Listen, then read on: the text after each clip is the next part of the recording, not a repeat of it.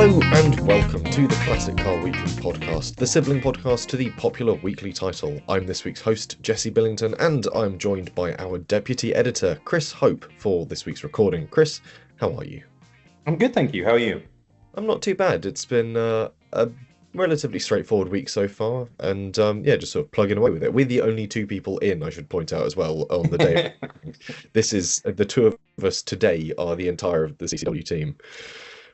Well, it's half term, and I've already had some time off, so editor Dave is entitled to a break, as is content editor James, and I think Mike's taking a bit of time off as well. So we need a break every now and again. So I'd love to say that I feel refueled and recharged, but if anything, spending 4 days in Filey on the North Yorkshire coast just reminds me how desperate I am that summer comes, and it cannot come soon enough. There's nothing like being blasted by the Arctic sort of breeze from the North Sea to sort of remind you that I'm ready for a bit of warmth now. But hey ho, so.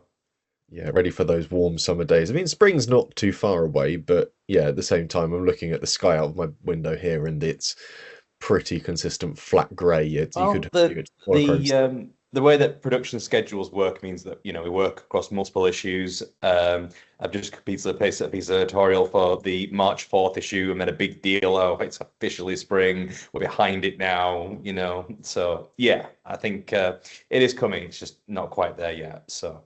It's on its way. You occasionally have one of those days where you sort of step outside and in the sun, it's actually remarkably nice. But as soon as the breeze, it's quite cold. I had those days during my day off. Just the issue was that maybe sort of that you got that in the morning, and then by the afternoon you step outside, and it's considerably changed sort of thing. So when you're packing the car up to drive home afterwards, that's less than ideal. But hey ho. Is the way it is. But yes, we'll get on to certainly temperature at the Pomeroy Trophy at the weekend.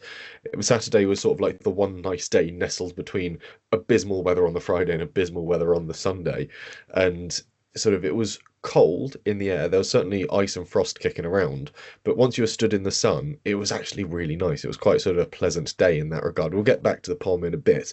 We'll kick off with an Hour Classics catch up, and I don't know, obviously, I've done anything with yours. I know that in this week's issue, the Jimny is back, obviously, sort of recounting its. Yeah, you say that you're gonna have to remind me what's been going on. It had its busy summer, and then it got to September, and I noticed there was a small puddle of oil on the drive at home, and I was like, problem. Where's that come from? And this generation of Jimny does have a problem with the tail seal on the gearbox, the R72 gearbox. The tail seal goes, the box itself runs low on oil, and then it starts to mangle bearings and bits on the gear shafts.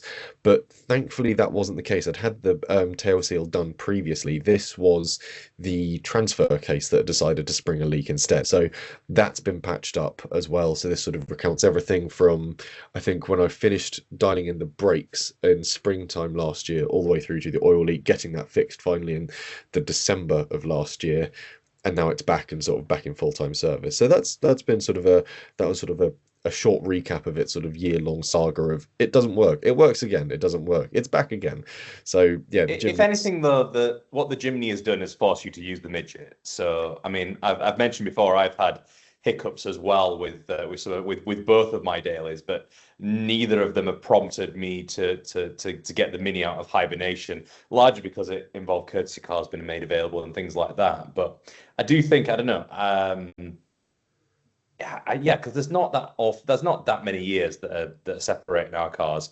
I think it is a bit of a mental thing. If anything, it's a bigger step for you to sort of step in a soft top and use that frequently, something. But yeah, I think a lack of options has forced you to sort of make that sort of call, is it? And I always find it interesting. We sort of talk about, we do a regular franchise called Five Trials, and one of the things is whether we query whether if we had to use an example of a classic car daily, could we? The answer is always yes, but it's always with compromises, isn't it, sort of thing. Mm-hmm. So the logical sort of things is that no, there's nothing stopping you doing it, but yeah, it's there's steaming up to deal with, and there's heater issues that you're perhaps not as toasty as you would be.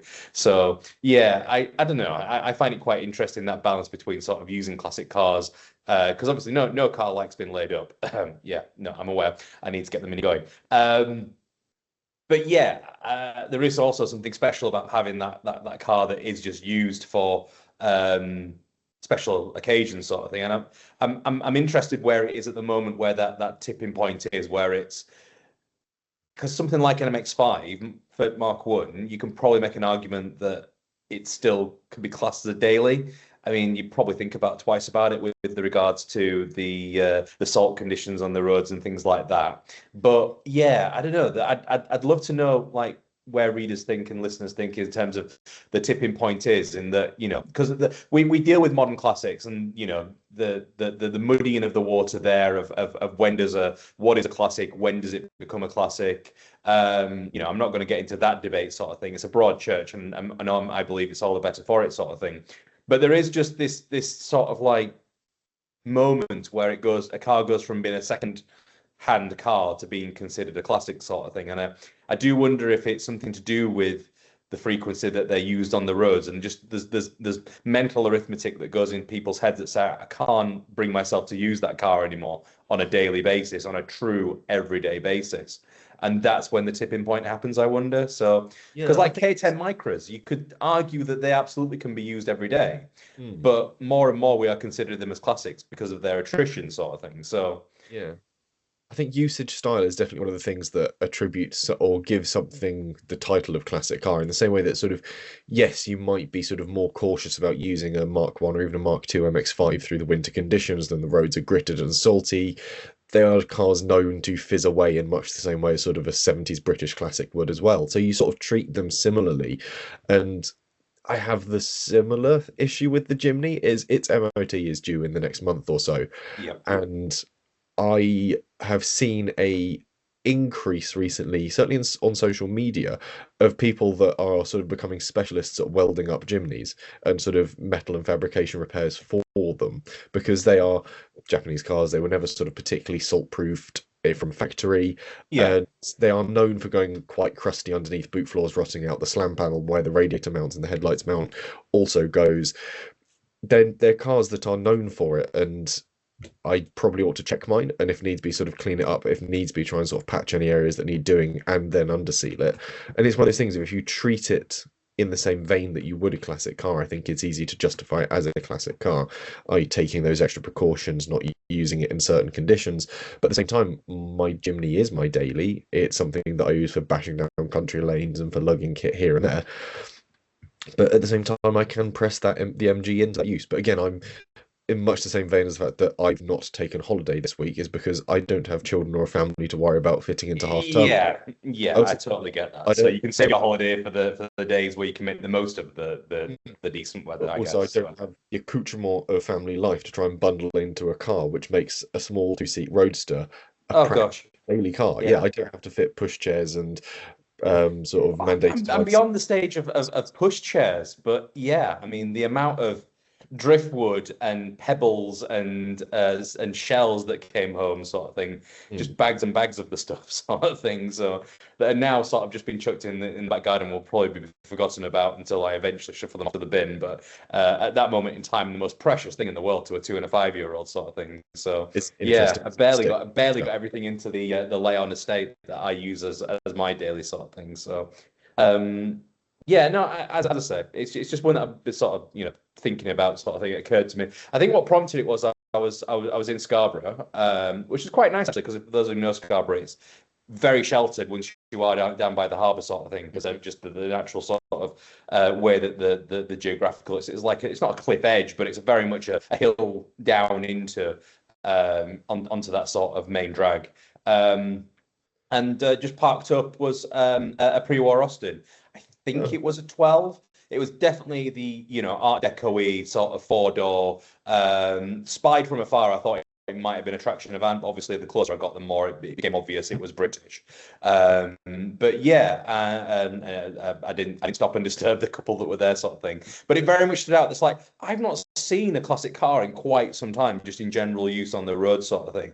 And it's just sort of that prompted that thought process of, well, yeah, I mean, yeah, it was just curious more than anything else, sort of thing. I think you have very much had to, no choice, I need to be places and I'm not using public transport. So I will use the midget. So Yeah, there were times certainly through early December when the Jimny was off the road. We'd sort of laid up the Astra because we're sort of not sure what we're doing with the old family Astra. So we just shoved that in the back of one of the garages. And I was like, well, the roads, it was in the early December before we started sort of gritting roads. Everything was still relatively mild, if a bit wet. And I was like, well, I yeah. can just take the MG for this. It's still relatively sort of I mean, fine even conditions. now the grit and the salt's probably been washed away, and I think forecasts suggest it's going to warm up a little bit, sort of thing. So maybe the cold snap is behind us, but yeah. Yeah, we're in sort of conditions where I can take the MG out again, and hopefully it'll be out again soon. I sort of need to see what I've got next on my calendar that will encourage it back out. And also, it'll be appearing in our classics in a week or two, I think it is. Off the top of my head, I think it's in about not the issue after this, but the one after. March Yeah, 4, I think yeah. I've been looking at it. So I can have a look on the big spreadsheet. It will be in yes, March 4th. So that'll be coming up again. And that actually leads me into what I wanted to talk about on the main topic of this, because the embargo has finally lifted. And this is that I was down at Autoglim's headquarters for a new product launch. And this was a series of products that are sort of tailored towards classic or heritage vehicle owners, aimed at reviving and restoring paint, condition, and color.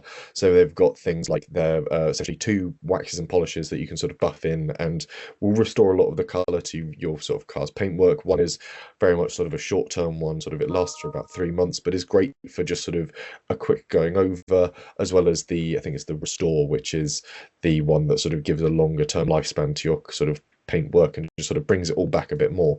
And then on top of that, they've got a new trim product as well, which is useful for certainly more 80s, 90s cars. I think your Mark 1 Volkswagen Golfs, where you've got sort of black trim lines along sort of wheel arches and long sort of doors, rubbing strips there.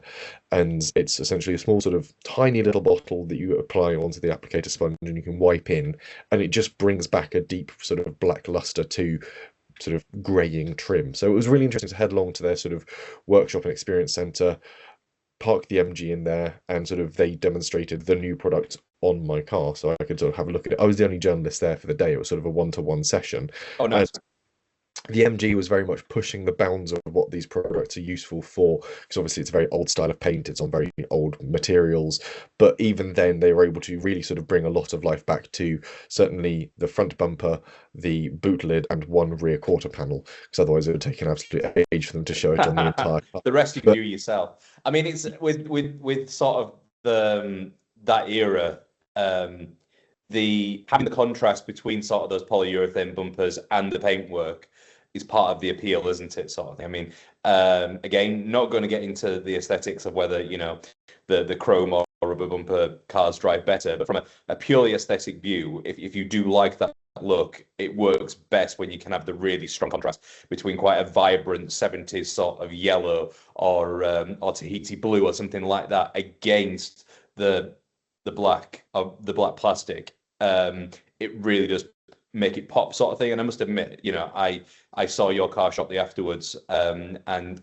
yeah, massive effect, sort of thing. Looks the better for it, sort of thing. And yeah, I mean, I've been to Autoglim before as well. It'll be a number of years since I've been there, but I very much went with my understanding of cleaning cars being fairy washing up and a sponge is fine. So it was a bit of an education when I went, learning about the importance of shampoo, the difference between polish and wax. That was very much my level. I was learning those differences, sort of thing. So and to be fair, I took to it in a big way. This is, well before kids. And I was sort of very much bought into that idea that, rather than cleaning your car every 4 to 6 weeks, if you spend more time cleaning it properly, then there's no reason why you can't extend that clean to sort of 2 month or even 3 month intervals, sort of thing. So yeah, I was all for sort of properly sort of cleaning with shampoo,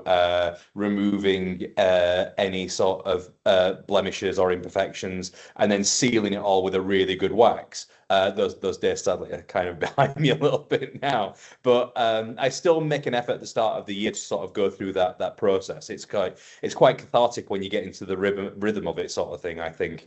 And you can spend hours doing it, but it is time well spent.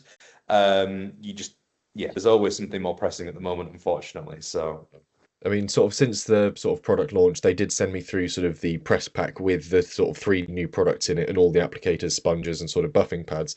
So I will hopefully sort of in the near future spend some proper time properly cleaning the car down, buffing it, and trying to bring all the panels back to one almost the Well, same shade of yellow. if nothing else, it's a great way, particularly if you do it at the start of the season, it's a great way of just doing sort of a check of your car. Mm. Because yeah, I mean, you obviously look at your car, but not in the detail that's required when you're cleaning sort of thing, and you tend to feel things as you sort of rubbing your hand around a because I again because I sort of subscribe to all this. I don't use sponges anymore. I use the wash mitts, and you feel the any sort of issues that you perhaps aren't immediately visible, and then you can sort of go in for a closer inspection sort of thing. So yeah, It gives you a chance to sort of spot areas that are sort of exactly. tip of sort of developing into a greater problem, and it give a chance to sort of touch base with things. But it does bring to sort of the interesting question, obviously, while they're sort of being told about sort of their variety of products, and obviously they have a very sort of strict process when it comes to washing and cleaning and preparing cars. But equally, it's something that a lot of people either dedicate a lot of time to or not a lot of time to, and it does bring out some sort of interesting stories and tips. And I know I've sort of put out a call before we recorded to sort of a couple of social media platforms, people to get in touch with their stories of sort of the worst moments they've had to sort of scrub up cars. And obviously, doing sort of a lot of photo shoots as just motoring journalists, there are times when we have to just sort of try and make a car look somewhat presentable for a shoot, especially when we're doing things in winter and roads are particularly dirty. So I got a couple of responses back, actually. I was quite pleased for that. So one story came from another motoring journalist, Nathan Chadwick. They said being ordered to clean cars on Welsh hillsides in sideways rain with old rags because the magazine that he was working for at the time wouldn't sort of spring for buying new ones, was just sort of a perennial misery of just having this sort of grab bag of grotty old cloths just to wipe things down before a shoot. And then equally with a very white press fleet BMW 1M.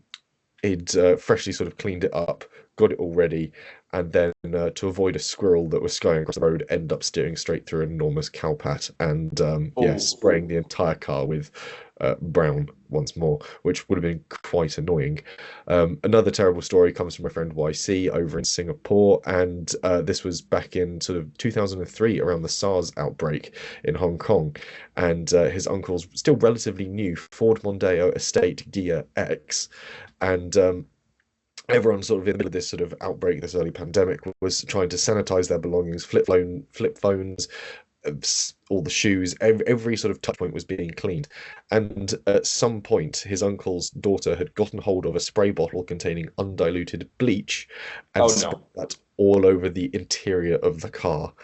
At which point, plastics are flaking, delaminating. In the end, they just sort of somehow came to the conclusion it would be easier to just sort of stick a bomb the interior of this 3-year-old Ford. And yeah, it still lived on for another generation until the head gasket met its end. So that was sort of a bit of a cleaning fail there. And then from photographer Ian Skelton, regular sort of snapper for us, his tip for dealing with dried bird waste. Stick a cloth or old tea towel over it, pour hot water on top where the cleaning area is, leave it soak until cold, and then wipe off, but don't scrub. Repeat if need to. Yeah, The yeah, problem is that bird dirt is quite gritty, so if you yeah. start scrubbing it, all you're doing is just scratching and bringing a swirl into the paintwork. Yeah. So try and lift it off, and don't leave it too long, especially in warm weather, because the ammonia in it will also chew through paint and lacquer, so ruining finishes there. So that's a tip from a photographer as well for getting the best results. And then my two brilliant stories when it comes to cleaning cars. Um, One is a car that did appear in Classic Car Weekly. This was Mazda's Press Fleet MX-5. This was after I got it Mhm. stuck in a field where I was doing a night shoot with it, and had to get cleaned down the next day because it was sort of now two-tone green and brown. And this would have been an absolutely sort of icy January. Unfortunately, the wash did. I took it to my local car wash to give it sort of a full detail in and out. The net result was that Mazda got in touch and said, "This is the cleanest we've ever had a press fleet car returned to us. Thank you."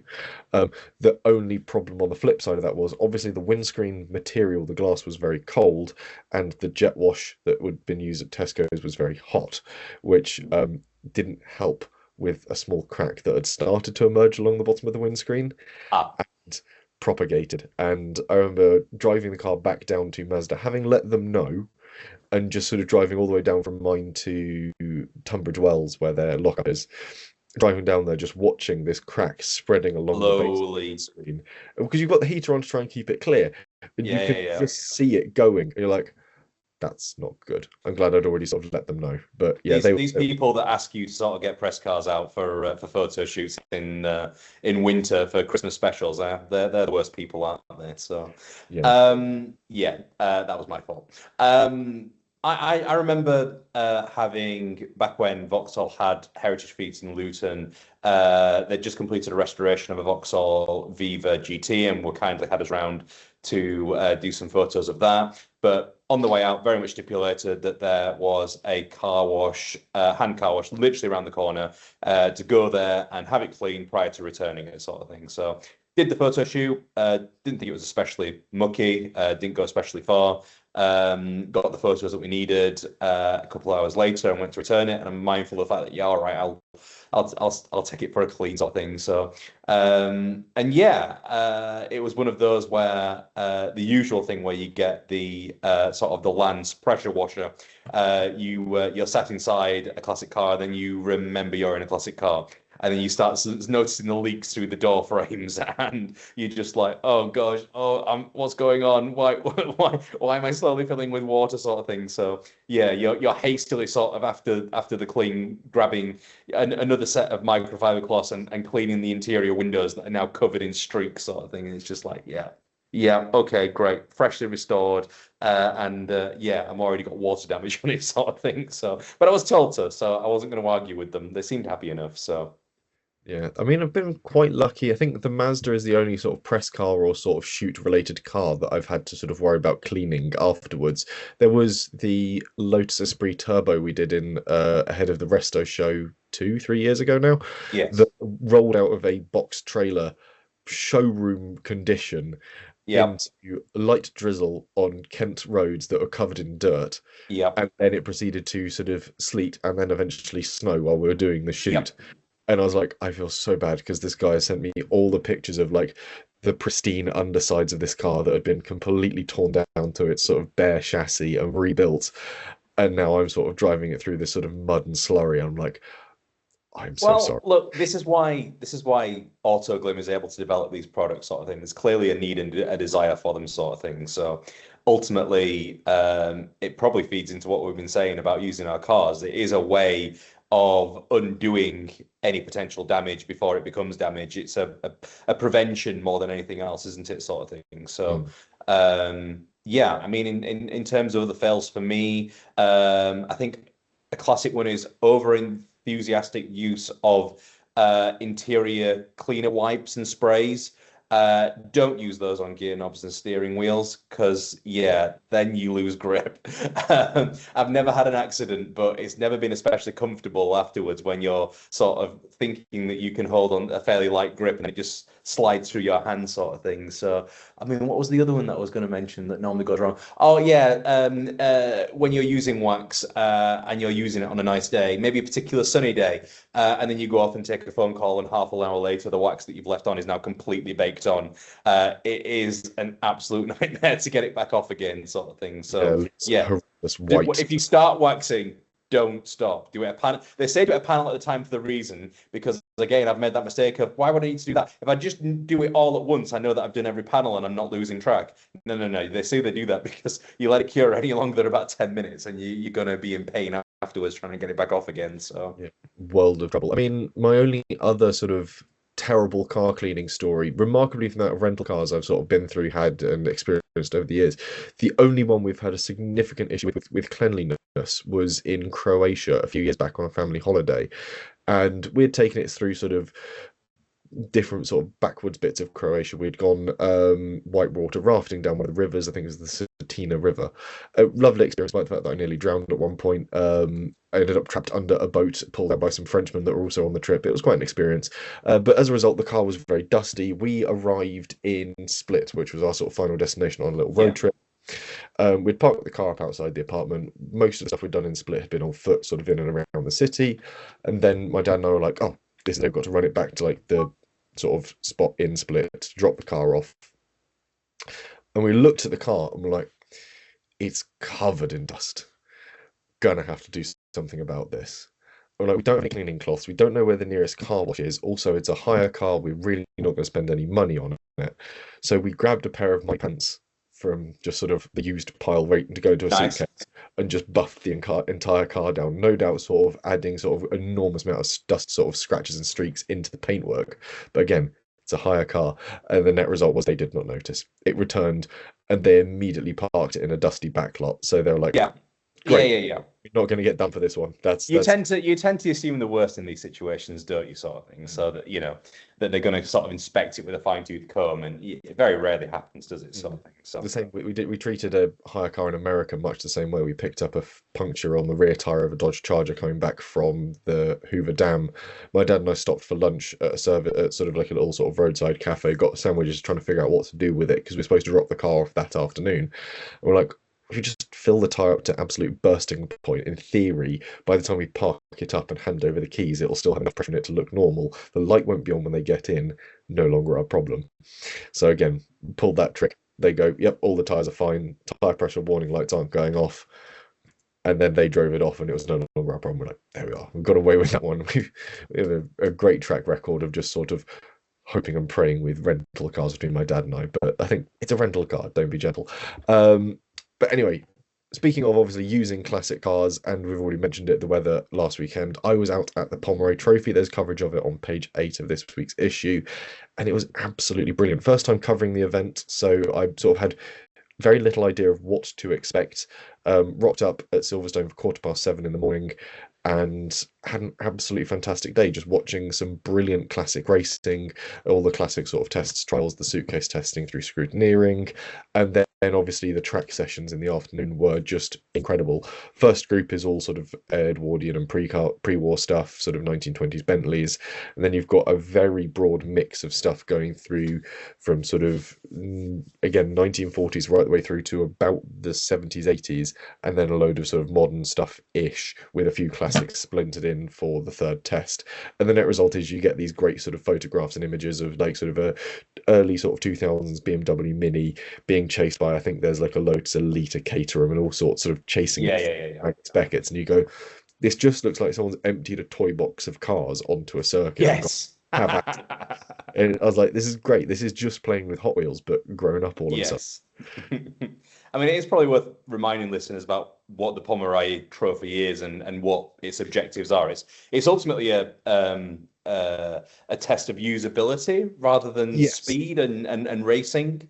Yeah, the idea is to try and find the best touring car. So this is something that when sort of obviously when it was initially formatted, it was the idea of trying to find a car that you could take for a long weekend. You could take it touring across the country. So it had to be sort of spacious, comfortable, but also equally for the enthused driver, it had to handle well, brake well, steer well, accelerate nicely, and also if you wanted to do some very enthusiastic driving on back roads and country lanes, perform well in that sort of a scenario, which is what the track test is for.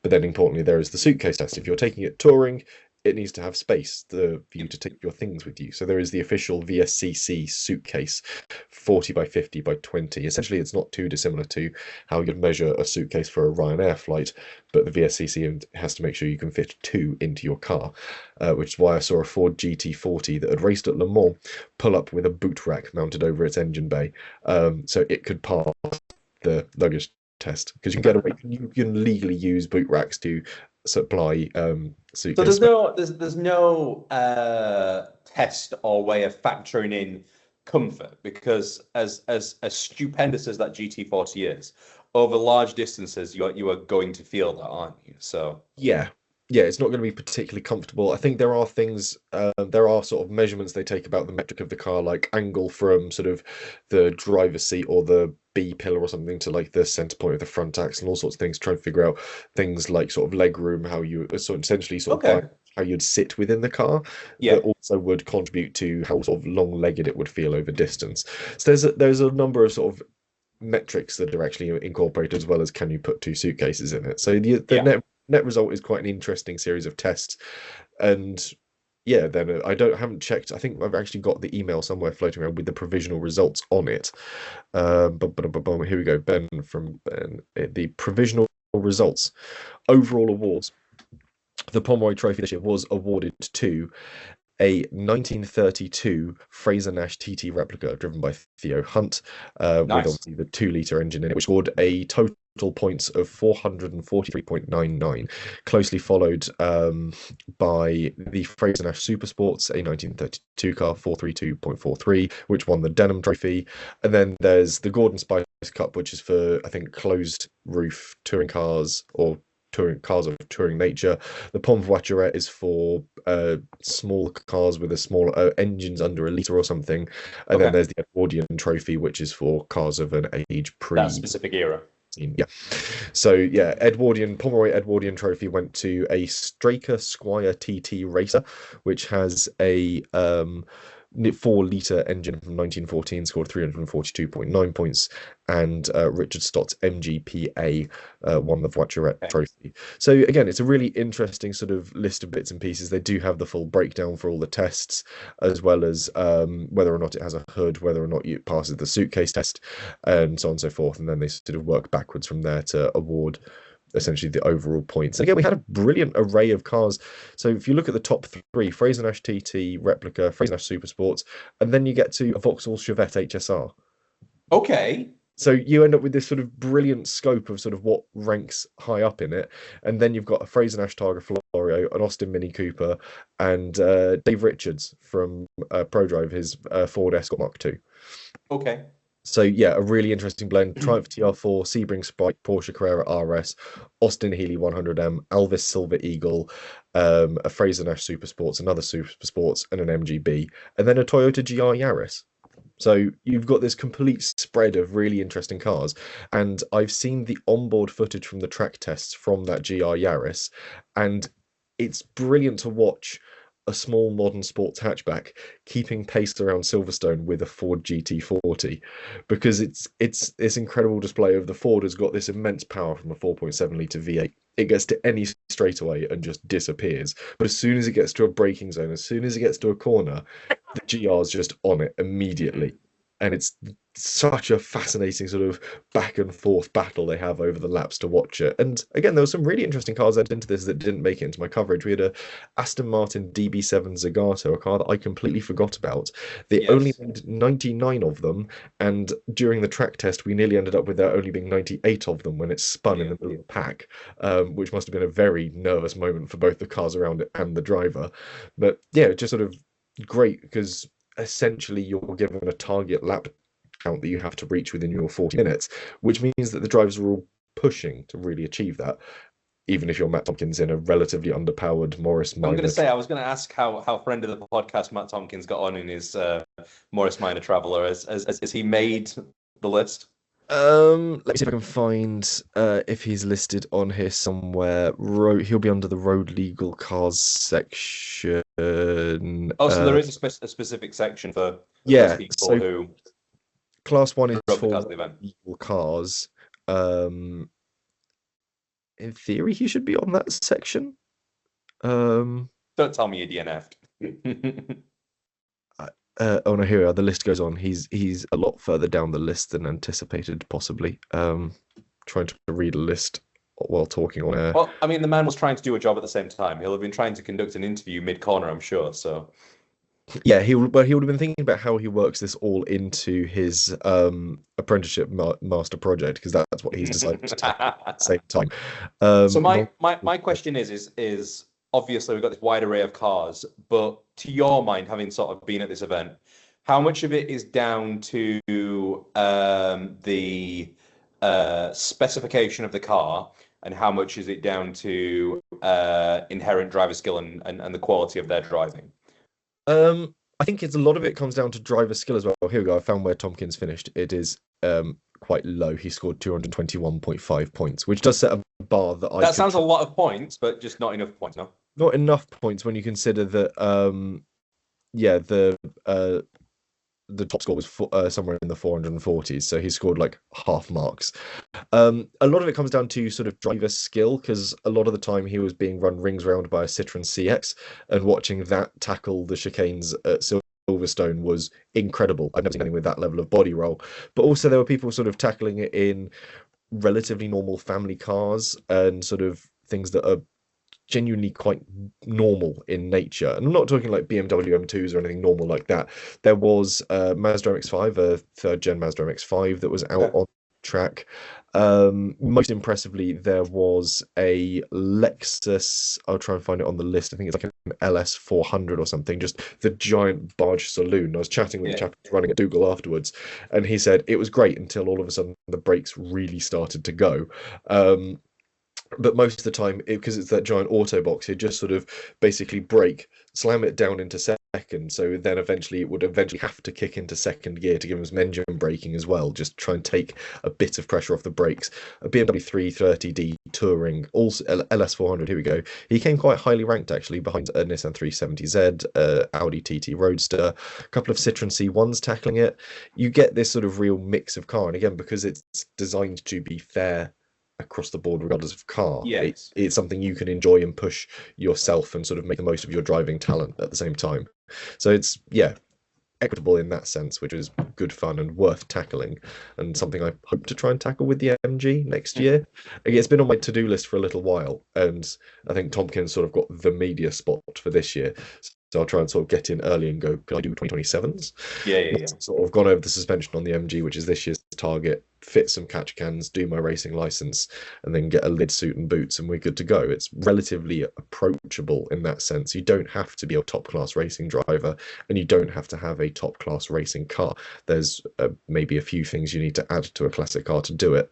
Rain light, catch cans for oil and water, and that's about it. You don't have to add roll cages. You don't have to add sort of fire extinguisher systems. It doesn't have to be up to a certain motorsport spec. It just has to be safe, which makes it quite sort of a reasonable thing to Have you tackle. got any figures on the number of entrants that did sort of show up on driven cars rather than trailing Um, off, or I even don't just your impression of it? I don't know about how many were driven there versus how many were sort of trailered there, but the amount of cars that we've got included as entries is huge. We're sort of talking well into sort of over 100 sort of entered cars, near about 150, I should think, sort of across the Okay. board.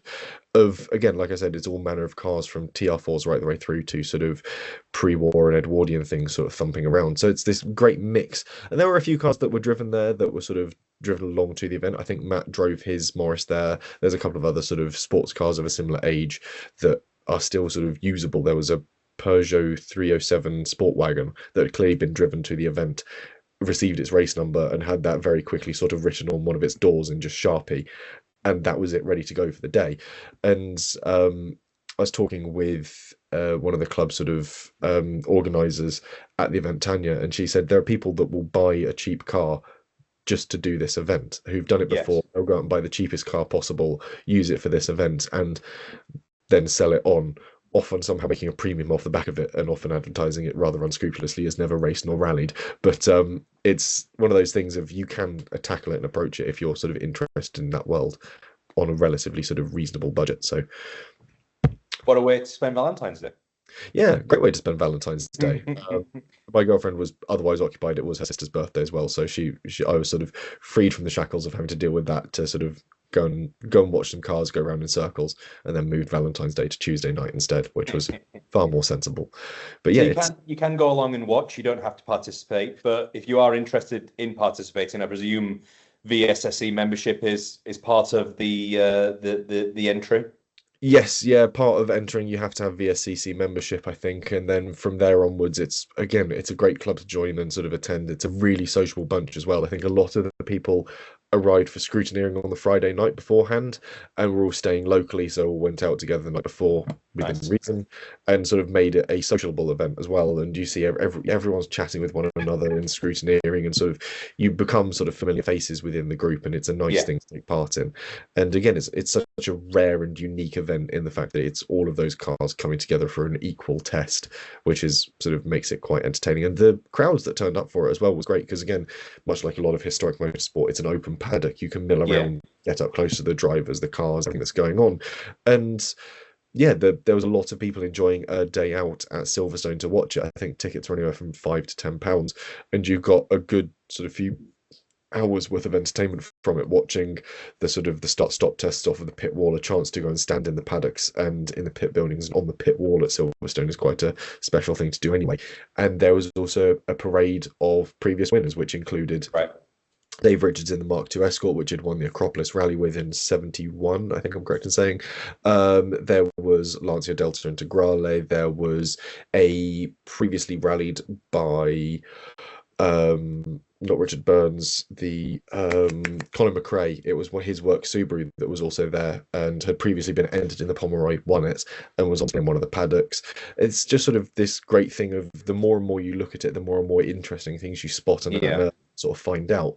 And yeah, you get a lot of value as a car fan, regardless of what era of car you like, for your £10, which I think is a great way of looking at it.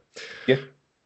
So yeah, worthwhile event to have along. And something genuinely worth doing in dreary winter that I've been whinging about. So Yes, yeah. I mean, especially considering how nice the weather was. It was a bit slidey underfoot in places, but it was dry and in the sunshine, actually really comfortable as well. So sunglasses on for most of the afternoon, and then a lovely sunset to cap it off. And it's done by 4 o'clock, so reasonably yeah. you could fit in actually going out for Valentine's Day afterwards if you were so compelled. Not that it's always going to fall on Valentine's Day. No, it just happens to always fall around a similar time. This year, it unfortunately landed on Valentine's Day, but no, brilliant to go to. And for 2027, worth popping on the calendar. I'm certainly going to put it on my calendar with some additional targets, let's say. So we'll see how that goes. We'll see what I can procure across 2026. But yeah, we've got all the right tools in the right place, just need to get it all lined up. But no, that brings us to the end of a fun little podcast. There's plenty more to enjoy in this week's issue of Classic Car Weekly. I'll bring up a preview of it so I can have a quick flick through. Obviously, we've got a huge main story that's out at the moment as 37,000 people call for a rethink around classic taxes. This is the idea that we're looking to sort of reduce the tax that's levied on 90s and noughties cars in a bid to try and sort of support this sort of incoming generation of cars that are otherwise going to be sort of taxed out of existence. It seems to be the tax band for these is very strong and very expensive. On top of that, there's a feature that celebrates the Austin A35, very much a do-it-all classic that's turning 70 this year, and we pit the Mini Cooper S against the Volkswagen Lupo GTI. Lupo GTI, completely forgot about that in sort of that noughties battle, so really interesting test to enjoy there, as well as a buying guide for the Volvo 544 and a big auction selection as well. So plenty to enjoy on that front. Be sure to pick up the latest issue. Subscribe to never miss one as well. Otherwise, anything else to add, Chris? No. Go out and buy, and hope to catch you next week for another podcast. We're back next week for a podcast, possibly recording from HQ, I think. Yeah, it might just be you and me. I'm not sure if everyone's going to be in. A bit like everyone else. It could be just been the Mario Celeste again. But yeah, no, I'm hoping to get into the office. So yeah. We'll wait and see. Right, with that, thank you very much for listening, and we'll be back next week with another edition of Classic Car Weekly and another episode of the Classic Car Weekly podcast.